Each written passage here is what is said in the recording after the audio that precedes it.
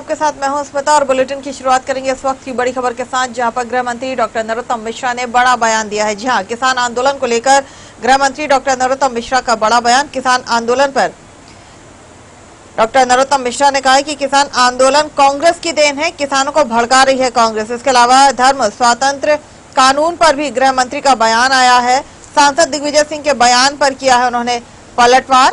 कांग्रेस को अपनी स्थिति स्पष्ट करना चाहिए, कांग्रेस इस विधेयक के पक्ष में है या विरोध में, ये भी उन्होंने कहा है। कांग्रेस के नेता दो मुंह की बात करते हैं। इसके अलावा गृह मंत्री ने वन नेशन वन इलेक्शन पर भी बयान दिया है। मोदी जी नए नए आइडिया लाते हैं, देश को एक दिशा देते हैं। हमारे देश में 5 साल चुनाव ही चलते रहते हैं, एक चुनाव से खर्च बचेगा, विकास प्रभावित नहीं होगा। पूरी कांग्रेस पार्टी भड़का रही है। राहुल गांधी का ट्वीट क्या है, भड़काना नहीं है तो ये आंदोलन। एक बात बताओ मुझे, पंजाब में शांतिपूर्वक क्यों होता है, हरियाणा में उग्र क्यों हो जाता है?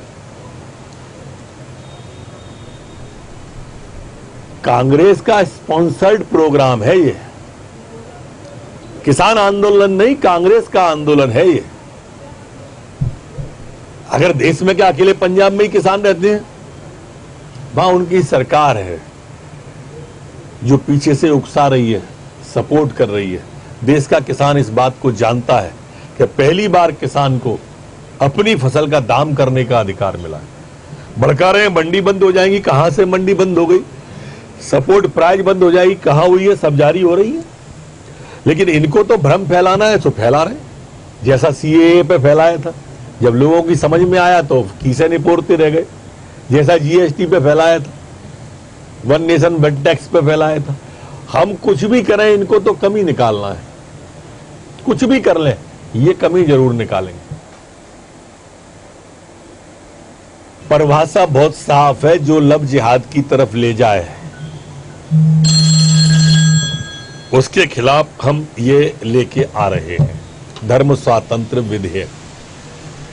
कांग्रेस को अपनी स्थिति जरूर स्पष्ट करना चाहिए कि वो इस धर्म स्वातंत्र विधेयक का विधानसभा में विरोध करेगी या सपोर्ट करेगी आने वाले सत्र में। ये इस पर क्यों नहीं बोल रहे वो लोग? ऐसी दो मुंह नीति आपको कोई पार्टी की मिलेगी ही नहीं। जो लोग तिरंगे का विरोध करते हैं उनके साथ मिलकर चुनाव लड़ रहे हैं, वो कहते हैं कि हम उनके साथ नहीं है। अरे भाई, आप स्पष्ट तो करो कि आपकी नीति क्या है। देश के अंदर भ्रम की स्थिति में अगर कोई जी रहा है तो वो कांग्रेस और कांग्रेस के नेता है।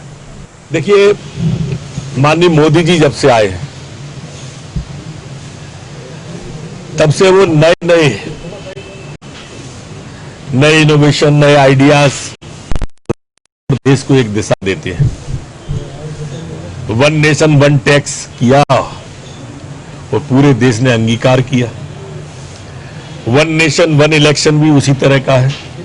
One nation one flag, one nation one ration, एक ही राशन कार्ड पे पूरे देश के अंदर वो अनाज ले सकता है। वन नेशन वन ट्रांसपोर्टेशन, मतलब वन ड्राइविंग लाइसेंस, एक ही लाइसेंस पूरे देश में चलेगा। वन नेशन वन एजुकेशन, ये मोदी जी के आने के बाद ही सारी चीजें आई हैं। और उन्होंने पूरा देश, अनेक वेश फिर भी एक देश, अनेक भाषा अनेक वेश फिर भी अपना एक देश, ये एकाग्रता, राष्ट्रीयता समाकेत होके आ गई है। और इसलिए मैं वास्तव में नवाचार के लिए माननीय मोदी जी का आभार व्यक्त करते हैं। और ये जो चुनाव है, ये चुनाव भी इसी तरह का है। आप कल्पना करिए कि पार्षद से लेकर सांसद तक अगर एक ही मतदाता सूची होगी, पंचायत से लेकर पार्लियामेंट तक अगर एक ही मतदाता सूची होगी, तो कितना खर्च बचेगा? हम सब, मैं उस समिति का अध्यक्ष रहा हूं जब पहले यह विषय आया था मध्य प्रदेश का। विविधताओं में एक ये भी है कि चुनाव भी चलते रहते हैं 5 साल। लोकसभा का हटा तो विधानसभा आ गया, विधानसभा का हटा तो नगर निगम नगर पालिका आ गए, नगर निगम नगर पालिका हटी तो पंचायत जनपद जिला आ गए, वो हटी तो फिर मंडी आ गई, मंडी हटी तो सहकारिता आ गई, सहकारिता हटी तो जल उपभोक्ता आ गई। चुनाव ही चलते रहते हैं, आचार चुनाव ही चलते रहते हैं, आचार संहिता रखती रहती, तो विकास प्रभावित हो जाते हैं। एक भ्रामक स्थिति पैदा होती है। इसलिए one nation one election Modi ji का जो सोच है वो वास्तव में बहुत अच्छा सोच है, अनुकरणीय सोच है, आदरणीय सोच है।